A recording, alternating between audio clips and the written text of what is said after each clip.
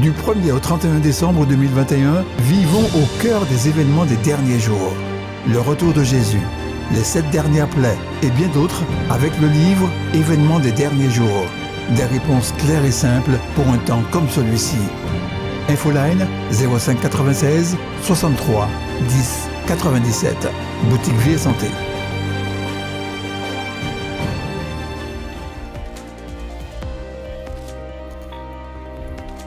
Chers amis, je vous salue et vous souhaite la bienvenue à notre série de conférences bibliques sur le thème « Jésus au cœur des événements des derniers jours ».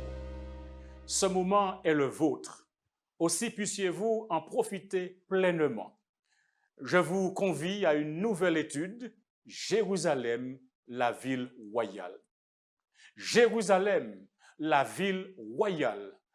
Le nom Jérusalem est évocateur de temple de Salomon, mais aussi de destruction et de profanation, de synagogues incendiées et détruites lors de la guerre de 1948, de lieux saints juifs à l'exception du mont du Temple. Jérusalem est aussi l'évocation d'une ville partagée de 1948 à 1967. Jérusalem, c'est l'approbation par la Knesset le 30 juillet 1980 de Jérusalem comme capitale éternelle et indivisible de l'État d'Israël.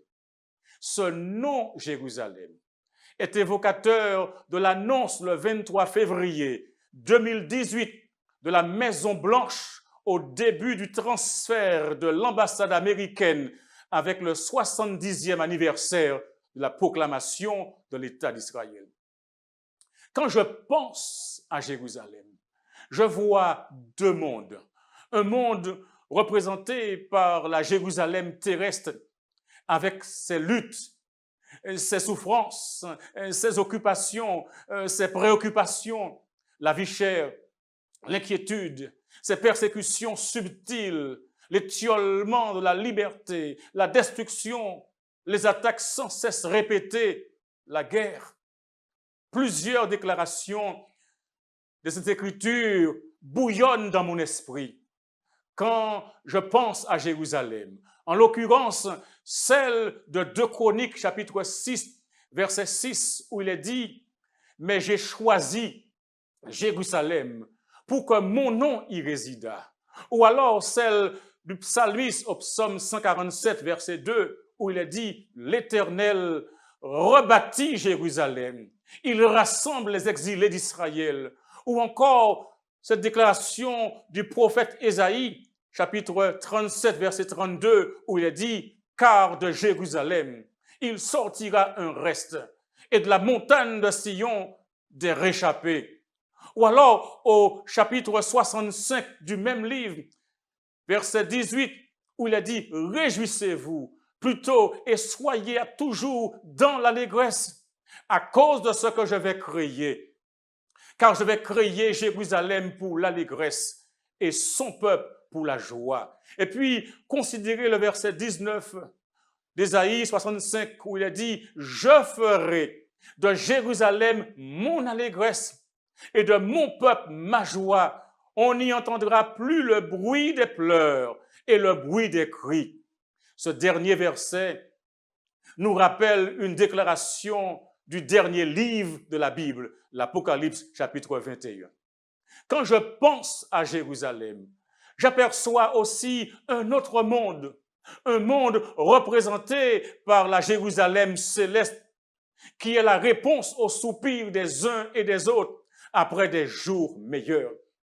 Des jours meilleurs, non pas sur une terre où règne la discorde, la jalousie, la guerre, la misère, la chaleur, le froid, les cyclones, les séismes, la pollution, la maladie, les pandémies et la mort. Nous voulons aller ailleurs, vers un monde meilleur, n'est-ce pas?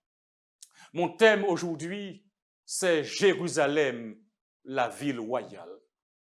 En lisant le premier verset du chapitre 21 de l'Apocalypse, on se rend compte que cette Jérusalem est la capitale de la nouvelle terre. La nouvelle terre est un lieu où les sauvés passeront l'éternité. La nouvelle terre est un lieu où Dieu habitera avec les hommes. La nouvelle terre est un lieu où il n'y aura plus de tristesse, car selon Apocalypse 21, verset 4, il essuiera toute larme de leurs yeux. Et la mort ne sera plus, et il n'y aura plus ni deuil, ni cri, ni douleur, car les premières choses ont disparu. En outre, le texte dit, « Et je vis descendre du ciel, d'auprès de Dieu, la ville sainte, la nouvelle Jérusalem, préparée comme une épouse qui s'est parée pour son époux. » Nous ne sommes plus au niveau de la Jérusalem terrestre, car le livre des Hébreux nous en donne l'explication. Dans Hébreux chapitre 12, verset 22, l'Écriture déclare, « Mais vous, vous êtes approchés de la montagne de Sion, de la cité de Dieu, vivant la Jérusalem céleste des myriades qui forment le cœur des anges. » L'Apocalypse chapitre 3, verset 12 déclare et corrobore cette origine. Le nom de la ville de mon Dieu, de la nouvelle Jérusalem, écoutez bien, qui descend du ciel d'auprès de mon Dieu. Et ce n'est pas fini. Lisez encore dans Apocalypse 21, verset 10, où il est dit, « Et il me transporta en esprit sur une grande et haute montagne.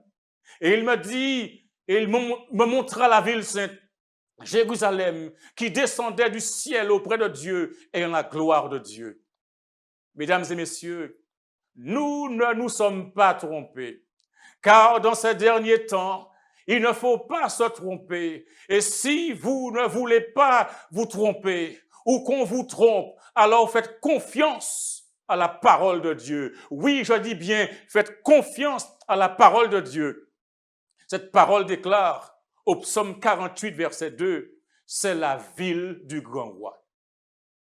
Jésus nous confirme tout cela quand il dit, dans le cadre du serment, dans Matthieu 5, versets 34 et 35, « Mais moi, je vous dis de ne jurer aucunement, ni par Jérusalem, parce que c'est la ville du grand roi. » Jérusalem est donc une ville royale, et le roi, c'est Jésus-Christ. Quand Pilate l'interrogea, « Es-tu le roi des Juifs ?» Jésus lui répondit, « Tu le dis. » Marc 15, verset 2. Romains 2, verset 28 dit que le Juif, ce n'est pas celui qui en a les dehors, mais le Juif, c'est celui qui l'est intérieurement, selon l'esprit et non selon la lettre. Mais Jésus est davantage que le roi des Juifs. Paul écrivant au jeune Timothée lui dit, « Je te recommande devant Dieu qui donne la vie à toutes choses et devant Jésus-Christ qui fit une belle profession ou confession devant Ponce Pilate de garder le commandement et de vivre sans tâche, sans reproche jusqu'à l'apparition de notre Seigneur Jésus-Christ que manifestera en son temps le bienheureux et seul souverain, le roi des rois et le Seigneur des seigneurs. 1 Timothée 6, verset 13 à 15. Apocalypse 17, verset 14, dit, « Ils, c'est-à-dire des royaumes et la bête, combattront contre l'agneau, et l'agneau les vaincra, alléluia, parce qu'il est le Seigneur des seigneurs et le roi des rois. » Encore, l'Apocalypse 19, verset 16 dit qu'il avait sur son vêtement et sur sa cuisse un nom écrit, Roi des rois et Seigneur des seigneurs. Oui, Jérusalem est une ville royale. Le roi des rois et le Seigneur des seigneurs, Jésus-Christ. La Bible décrit la capitale de cette nouvelle terre, savoir la nouvelle Jérusalem, la ville sainte qui descendra du ciel et d'auprès de Dieu, avec la gloire de Dieu. Et elle dit que son éclat est comme une pierre de jaspe, transparente comme du cristal. Mes amis, c'est une ville hautement sécurisée, car elle a une grande et haute muraille, comptant 12 portes, avec 12 anges et le nom des 12 tribus des fils d'Israël. Apocalypse 21, verset 10 à 12. Et à partir du verset 13, avec l'Orient, 3 portes, au nord, 3 portes, au midi, 3 portes, et à l'Occident, 3 portes. La muraille de la ville avait 12 fondements, et sur les noms de 12 apôtres de l'agneau. Le visionnaire de Patmos dit que celui qui me parlait avec une mesure, un roseau d'or, afin de mesurer la ville, ses portes et sa muraille. Verset 16. La ville avait la forme d'un carré et sa longueur était égale à sa largeur. Il mesura la ville avec le roseau et trouva 12 000 stades. La longueur, la largeur et la hauteur en étaient égales. Verset 17. Il mesura la muraille et trouva 144 coudées, mesure d'homme qui était celle de l'ange. Verset 18. La muraille était construite en jaspe et la ville était d'or pur, semblable à du verre pur. Les 12 portes étaient 12 perles. Chaque porte était d'une seule perle. La place de la ville était d'or pur, comme du verre transparent. Verset 22. Je ne vis point de temple dans la ville, car le Seigneur Dieu Tout-Puissant est son temple ainsi que l'agneau. La ville n'a besoin ni du soleil, ni de la lune pour l'éclairer, car la gloire de Dieu l'éclaire et l'agneau est son flambeau. Verset 25. Ces portes ne se fermeront point le jour, car là, il n'y aura point de nuit. Comprenez, mesdames et messieurs, qu'il ne s'agit pas d'un lieu où l'ancienne terre, où se conjugue la pollution des sols, la pollution de l'eau, la pollution de l'air, la pollution sonore, la pollution par les déversements de pétrole, la pollution par les déchets nucléaires, la pollution lumineuse, mais une nouvelle terre où tout sera meilleur.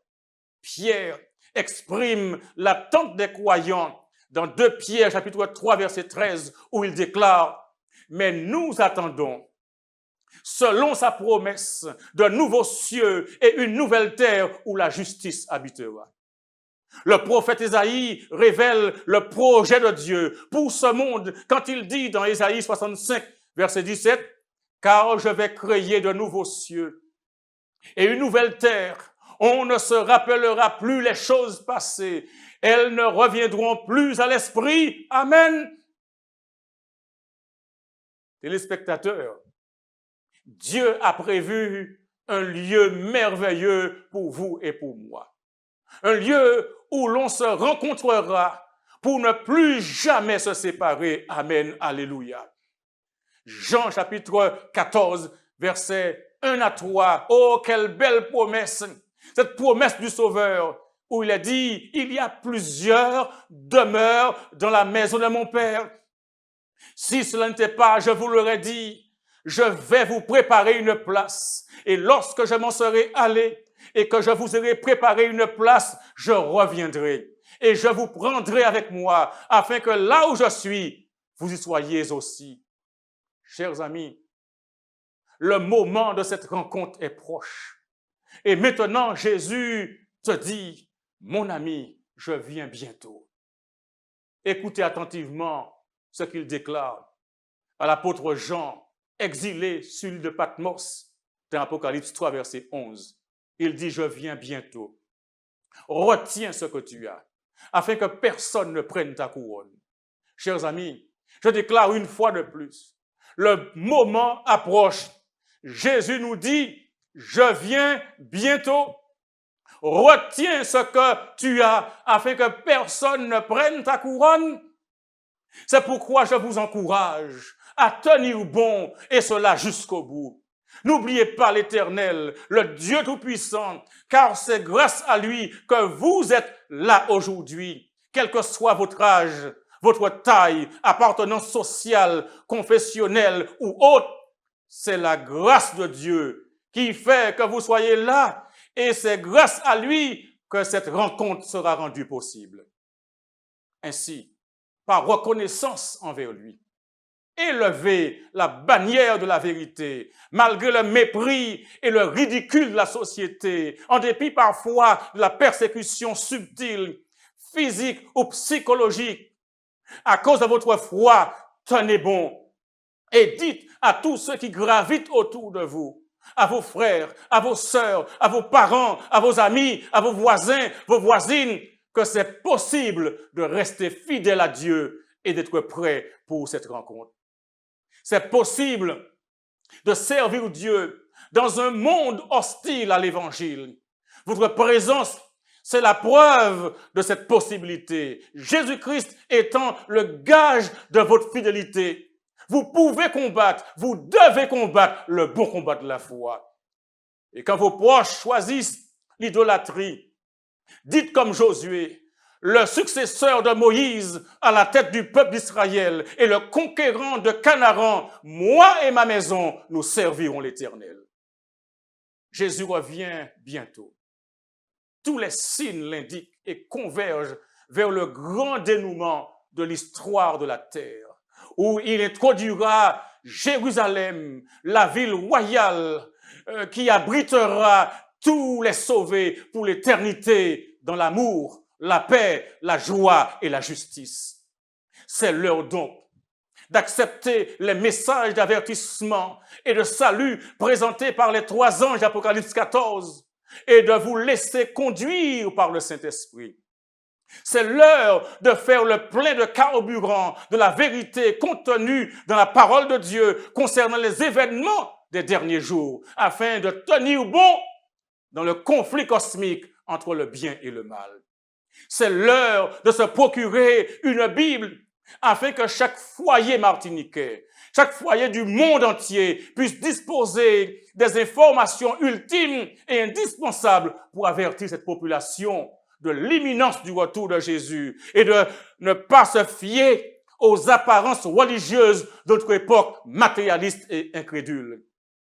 C'est l'heure de se renseigner et d'opérer sous la direction du Saint-Esprit une réforme sur le plan sanitaire qui soit holistique, car ceux qui se préparent à vivre sur la nouvelle terre et à fouler les rues pavées d'or de la Nouvelle Jérusalem devront dès à présent, je dis dès à présent, se mettre au diapason avec les recommandations relatives au manger et au boire. Vous et moi sommes concernés. C'est pourquoi je vous en supplie, engagez-vous à faire partie du peuple de Dieu, ce reste qui lui est fidèle dans tous les aspects de sa vie et qui n'a pas peur ni honte de garder ses commandements au milieu d'une génération rebelle. Ce reste qui se soumet aux conditions d'admission dans cette ville, j'ai bien dit aux conditions d'admission dans cette ville, la Nouvelle Jérusalem. Oui, l'accès de la ville est réglementé. Il y a des conditions d'entrée. Et le verset 27 d'Apocalypse 21 souligne qu'il n'entrera chez elle rien de souillé, ni personne qui se livre à la ruination et au mensonge. Il n'entrera que ceux qui sont écrits dans le livre de vie de l'agneau. L'Apocalypse 22 donne un verset terrible, le verset 15. Dehors les chiens, les enchanteurs, les impudiques, les meurtriers, les idolâtres et quiconque aime et pratique le mensonge. C'est un lieu pour les vainqueurs, où celui qui vaincra habitera ces choses. Je serai son Dieu et il sera mon fils. Mais attention, pour les lâches, les incrédules, les abominables, les meurtriers, les impudiques, les enchanteurs, les idolâtres et tous les menteurs, leur part sera dans les temps ardents de feu et de soufre, ce qui est la seconde mort. Chers téléspectateurs, votre rendez-vous est-il confirmé? J'ai une question pour vous tous. Que ferez-vous de tout ce que vous avez entendu aujourd'hui? Oui, chacun devra se décider. Chacun devra se décider pour soi-même. Mais je formule une prière au nom du Seigneur Jésus. C'est que chacun de vous puisse utiliser cette expérience, celle de ce jour, pour faire un volte-face, je dis bien un volte-face sans précédent, et revenir au message que Jésus revient bientôt. Et qu'aucun de vous, aucun de nous ne rate le rendez-vous sur la nouvelle terre. Amis, puissiez-vous, sans délai et sans compromis, prendre la résolution maintenant de donner votre cœur à Jésus afin d'être prêt pour le glorieux avènement. Mon ami, mon frère, ma sœur, chers téléspectateurs, ne renvoyez pas votre décision à plus tard. Prenez-la aujourd'hui. Aujourd'hui. Apocalypse 22, verset 14 déclare « Heureux ceux qui lavent leurs robes afin d'avoir droit à l'arbre de vie et d'entrer par les portes dans la ville. » Le voulez-vous? Le ferez-vous? Si vous le voulez, alors soumettez-vous à lui, à celui qui est seul capable de vous y préparer, savoir Jésus-Christ. Puisse le Seigneur vous aider à comprendre la priorité de l'heure et à laver votre vêtement afin d'avoir droit à l'arbre de vie et d'entrer par les portes dans la ville, dans le nom de Jésus. Amen.